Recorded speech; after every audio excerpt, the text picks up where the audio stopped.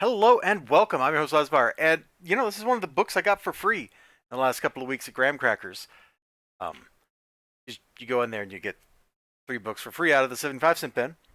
And I picked this up. I've been like slowly collecting all these Justice League Europes, and some of them I don't really like. Some of them are kind of they just don't click with me.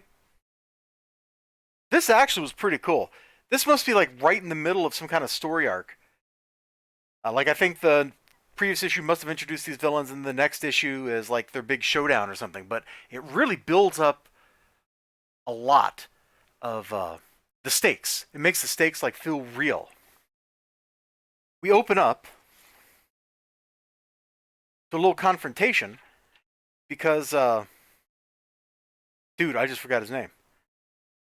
The member of the Justice League that transforms into elements, Metamorpho. Metamorpho got his butt kicked and teleported back. The villains threw him in a teleport tube or something, and now the Flash is being all hot-blooded and wants to go pick a fight. And Captain Adam's like, look, you're an idiot. The only reason they'd send him back after beating him up is if they want us to go through so they can beat us up. Yeah. And then we see the villains. One of them pulling the wings off of somebody. That's kind of weird, And I thought this Capri Sun ad was actually part of the comic. That was kind of funny. The Russians send in some armored soldiers. I'm trying to find like maybe the best page, best panel to show it.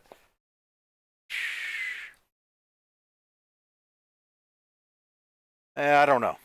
I don't know which is the best one to show it. I guess it's just the bottom of that page I was already showing you when they're like diving down, and then the villain group intercepts them, starts beating them, starts fighting them. And over the next couple of pages, those dudes get absolutely wrecked, as you can kind of see by this panel here. Then we get like some backstory. This guy named Blue Jay starts like telling what happened to their world when he gets to the Justice League's base. He takes the teleporter. Unfortunately, the Justice League has already left the building. They're all like, "Oh man, we are flying to Moscow to fight these dudes," because that's where the villains landed, is Moscow. Because these villains are from another world, and they apparently won. And now they're here to wreck everybody. The Justice League eventually shows up. We're going to stop here. This is after the spine, but I really wanted to kind of get to this because we get like a bunch of face-offs between them with some really cool like happenings. This dude here is really awesome. Like I don't know what is going on, but I love it. I think it's fantastic. Uh, Elastic Man versus the guy. I think his name was Gorgon. I don't remember the Claw dude's name, but we got claws on claws. Lots of fun stuff just in these couple of pages.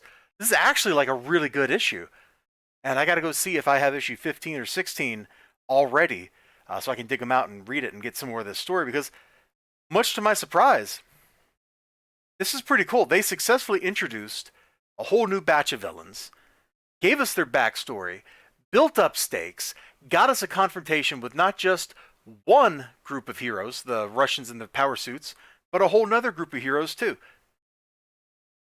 Yeah, dude, this book, if this was translated into like modern comics, this would have been like a 5-issue miniseries. And here we're just cramming all this stuff into one book, into 20 something pages, and it's glorious and it's fun. This just goes to show there is a lot of really great stuff sitting out there, uh, already printed, already produced, just waiting for you to go check it out.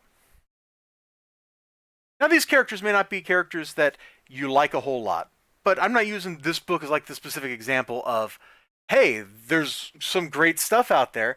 This is just like, hey, I found this book, I read it, I had a lot more fun with it than I expected. It was pretty good. Maybe you want to check it out sometime. Maybe not. I don't know. That's really up to you.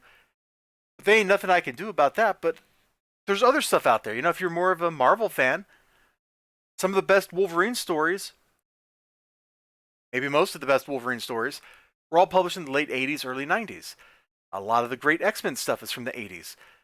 There's a lot of stuff out there that you can pick up for $1 or $2 a book because they were back issues or they were issues printed in the 80s with absolutely huge runs.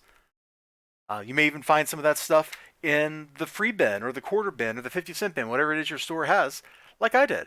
And if you can, you should just check some of this stuff out. It is a blast to read. This was a ton of fun. And this was a great cover, by the way. I didn't talk about it sooner. But you got like the villains triumphant, and then the heroes all laid out in the reflection of one of the villains' grinning faces. It's really just, this is really good stuff. All right, you all take care of yourselves. Have a great day. Remember to like, comment, subscribe, all that good stuff like that. And I'll see you again next time. Bye-bye.